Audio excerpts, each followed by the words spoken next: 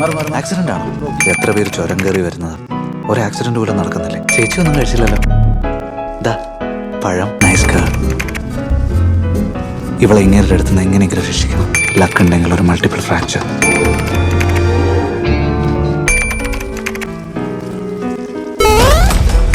Street ലാമ്പും work ചെയ്തിരുന്നില്ല.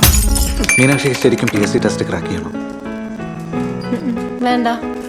പിന്നെ എന്തിനാണ് ഈ ബുക്കൊക്കെ റെഫർ ചെയ്ത് വെറുതെ ടൈം വേസ്റ്റ് ചെയ്യുന്നത്? അറേഞ്ച്ഡാ? അതെ. എന്തേ? ഞങ്ങളുടെ ലവ് മാരേജാ. ചാകാൻ വേറൊരു വഴി കണ്ടുപിടിക്കണം. ഒരു 2-2.5 കോടിയുടെ മുതലുണ്ടാവും അല്ലേ?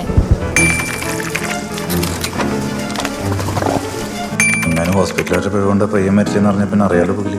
എല്ലാവരോടും പറയണം. എല്ലാവരും അറിയണം. തൂക്കുന്നതിനേക്കാളും ഭേദം ചത്തു തൊലയുന്നത്. ആവശ്യമില്ലാത്തതൊക്കെ അപ്പം അയച്ചു കളയണം. അത് തന്നെയാണ് അതിൻ്റെ ഒരു മര്യാദ.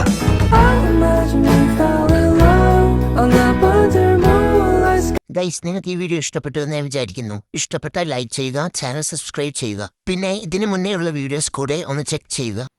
അപ്പോൾ നമുക്ക് അടുത്ത നല്ലൊരു വീഡിയോയിൽ കാണാം. ബൈ.